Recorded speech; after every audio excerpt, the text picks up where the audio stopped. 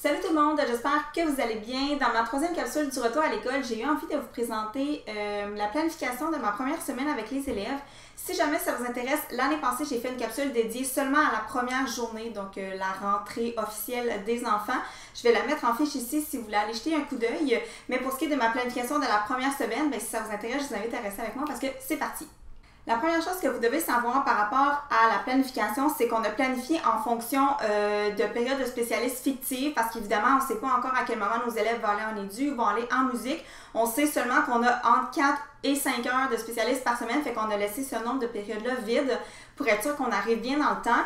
Et aussi, on a planifié en fonction du fait qu'on va commencer l'école avec les enfants le vendredi avant la longue fin de semaine de la fête du travail. Donc, on se doute que peut-être qu'il y a des enfants qui ne seront pas là ou qu'il va nous manquer certains élèves. Donc, il y a des choses qu'on faisait habituellement la première journée qu'on a déplacées à la semaine suivante parce que tout simplement, on ne voulait pas être obligé de recommencer si jamais il nous manquait des élèves. J'ai aussi séparé la vidéo en deux parties. Donc, je vais vous présenter tout ce que je fais côté routine, procédure, tout ce que je dois expliquer aux enfants. Et l'autre section, c'est vraiment tout ce qui est le côté académique qui va déjà commencer durant les premiers jours d'école. Je vais essayer d'y aller le plus en ordre chronologique possible, mais c'est sûr qu'il y a des choses qui vont bouger ou qui vont changer en fonction des élèves ou en fonction de plein de choses qui peuvent nous arriver pendant les journées pédagogiques de début d'année. Mais chose certaine, on commence à l'extérieur avec les enfants, on a toute la première période à l'extérieur. On jase avec nos anciens, on rencontre les nouveaux, la direction va présenter les profs et tout ça. Donc, pendant la première heure, c'est sûr qu'on est dehors. Une fois qu'on va rentrer, là, c'est là que je vais faire ma présentation à moi en premier parce que les élèves sont tout le temps un petit peu gênés puis je ne veux pas les lancer tout de suite dans une activité pour qu'ils apprennent à se connaître. De toute façon, pour la plupart, ils sont à l'école depuis 5 ans, donc ils se connaissent déjà pas mal. Donc, je vais me présenter moi-même à l'aide de mon PowerPoint de présentation.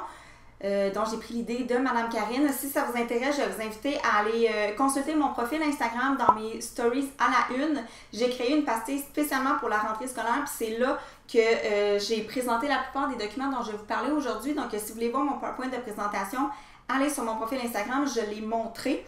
Ensuite, les élèves vont se présenter, mais format papier-crayon seulement. Là, je vais leur faire remplir une petite fiche qui est d'ailleurs sur ma boutique Teachers Pay Teachers gratuitement. Dans le fond, d'un côté, il y a la fiche de présentation de l'enfant, ton nom, ton âge, ce que tu aimes le plus, ce que tu aimes le moins, présente-moi ta famille et tout ça.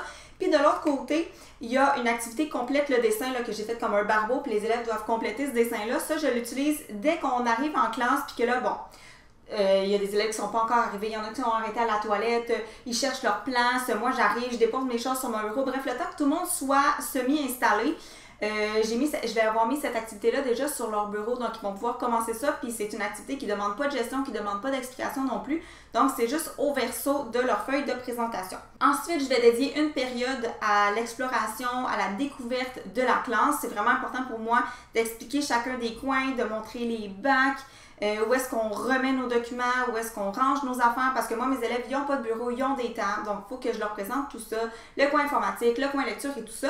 J'ai d'ailleurs créé une série de cartes à tâches qui peut être utilisée dans n'importe quelle classe. Dans le fond, vous pouvez y accéder d'ailleurs sur ma boutique Teachers Pay Teachers gratuitement.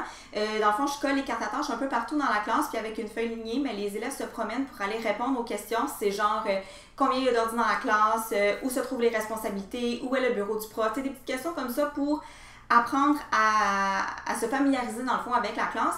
Puis dans le fond, après ça, je donne les réponses, puis j'explique plus en profondeur chacun des coins, les meubles, les bacs, l'environnement des enfants, je l'explique un petit peu plus en profondeur.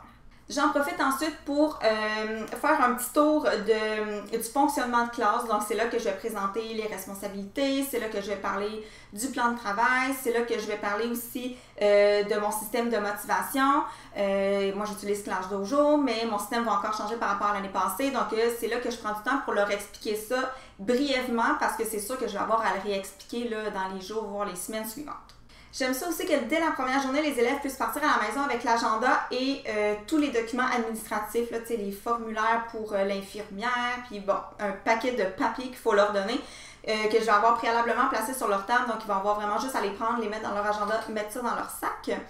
Ensuite, ce que j'aime faire, c'est enseigner les routines et les procédures. C'est sûr que je les enseigne pas toutes durant la première semaine, c'est impossible, c'est beaucoup trop, mais je vais me faire un document PowerPoint qui va présenter chacune des routines avec les étapes qu'il faut respecter pour bien fonctionner dans ma classe.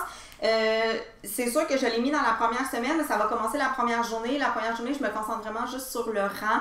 Même je te dirais, là, les premiers jours, les premières semaines, je me concentre beaucoup sur le rang, mais au fur et à mesure qu'on rencontre des nouvelles procédures ou des nouvelles routines, ils vont être déjà toutes écrites dans ce document PowerPoint-là. Il n'est pas encore terminé au moment où je tourne la vidéo, mais allez souvent sur mon profil Instagram dans la pastille rentrée scolaire parce que dès que je vais l'avoir terminé, c'est là que je vais vous le présenter. Je vais aussi prendre une période pour faire une activité sur mes valeurs de classe. J'ai encore une fois une capsule dédiée à ça sur ma chaîne. Je vais la mettre en fiche pour que vous puissiez aller voir. Je fais une activité avec ça. Moi, j'ai 4 valeurs qui sont affichées au mur dans ma classe. Puis, j'utilise comme règle de classe les expressions. J'en ai déjà parlé aussi, je pense que c'est sûrement dans cette capsule-là aussi. Si jamais vous voulez les avoir aussi, vous les procurer, je vais mettre le lien dans la barre d'informations parce que c'est un document qui est sur OneDrive et vous allez pouvoir aller le télécharger. Mais je fais une activité, je demande aux élèves de classer les règles de classe dans la bonne valeur pour qu'ils comprennent, ben, c'est quoi le respect, c'est quoi les comportements observables qu'ils peuvent faire pour démontrer du respect. Fait qu'on fait une période là-dessus. Et dernière chose, côté procédure et tout ça, c'est que je vais leur expliquer le fonctionnement de l'agenda, le fonctionnement du plan de travail, les leçons, le référentiel en ligne, comment ça fonctionne, les traces d'études, le contrôle et tout ça. Mais tu sais, là, je vous garoche ça, mais tu sais, je leur dis pas tout ça de même là, en espérant qu'ils retiennent tout ça. Là. Tu sais, au premier contrôle, je vais le réexpliquer. Au premier plan de travail, je vais le réexpliquer. Mais tu sais, je veux qu'il y ait une vue d'ensemble de ça va être quoi le fonctionnement de la classe en 5e année.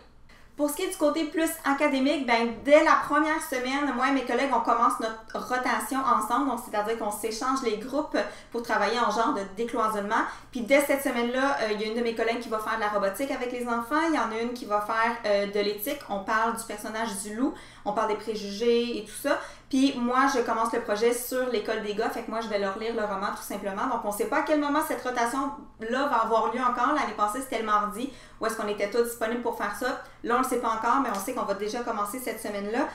On commence un premier projet d'écriture en lien avec l'album Jeunesse et dans ta tête à toi. On veut que les élèves réfléchissent sur leurs qualités, leurs attitudes, ce qu'ils aiment puis ce qu'ils n'aiment pas. Puis c'est le premier projet d'écriture, puis c'est le projet aussi qu'on présente aux parents quand ils vont venir à la réunion de parents là, du mois de septembre. Fait que c'est ça qu'il va y avoir sur les tables pour que les parents aient une petite idée de ce qu'on fait en classe.